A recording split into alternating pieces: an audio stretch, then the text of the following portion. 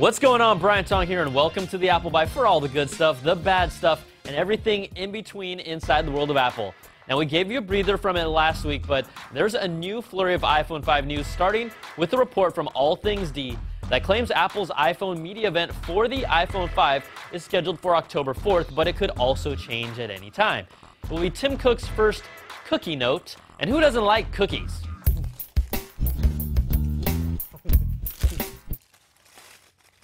They report the plan is to make the new phone available a few weeks after that, and that might be true if you listen to Al Gore. Now, the former vice president currently sits on Apple's board and must have been unable to hold back at a conference in South Africa when he said that Apple will be releasing the new iPhones next month. See, that's plural, which then set off a debate whether or not he was talking about one specific model or two separate models, like the rumored 4S and 5 released together. Now, the man created the internet, and maybe, I wouldn't put it past him, but maybe he created the iPhone 5 too. But we know one carrier that will not be getting the iPhone 5, and that's T-Mobile, after an internal news posting was leaked, and T-Mobile's chief marketing officer outright said in the document, "We are not going to get the iPhone 5 this year." So that pretty much squashes it, but it doesn't rule out the possibility for them to get it in the future. But its status with the AT&T acquisition also makes for an unclear future. Now, this may not be as juicy as an iPhone 5, but according to Boy Genius report, iPhone 4S cases are already arriving at AT&T stores from OtterBox and Spec, who are legit third-party partners. Now, you can see a larger opening for the camera, but that doesn't mean it will have a larger camera sensor. But the best news about this, they're coming soon.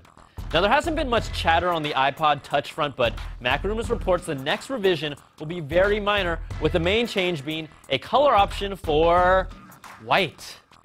Now, I really don't care, but it will include the oleophobic coating that lasts for about a day and a revised ambient light sensor, but it's expected to be nearly identical to the current generation.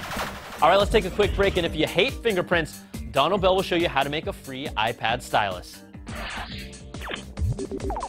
Touchscreens offer an awesome and simple way to navigate and interact with your tablet or smartphone, except when they don't.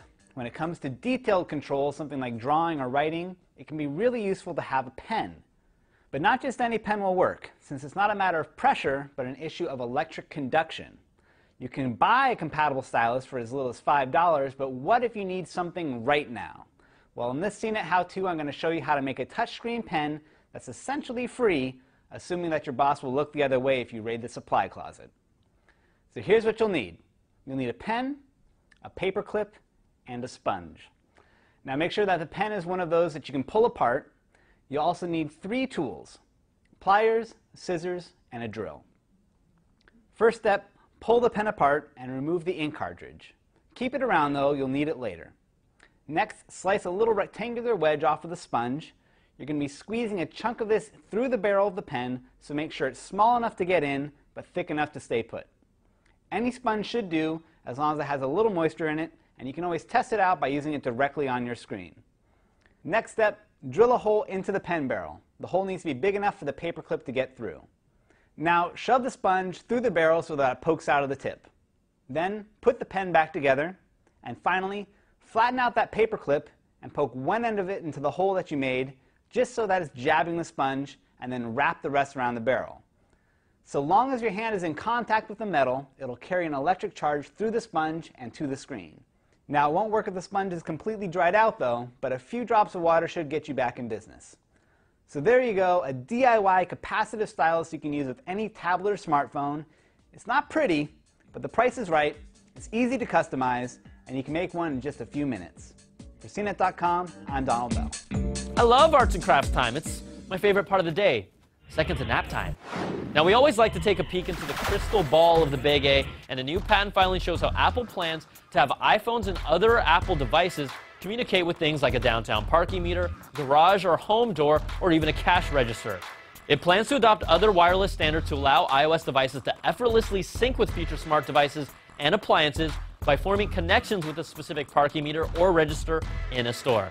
So that might be one of the many reasons to hold on to your iDevice, or maybe you really do just like shiny toys. According to UBS Investment Research, 89% of iPhone users are planning to stay with Apple for their next handset. Now that's a huge number, and the next closest manufacturer was HTC with a 39% retention rate and a big sad face for RIM, which dropped from 62% to just 33% over the last 18 months.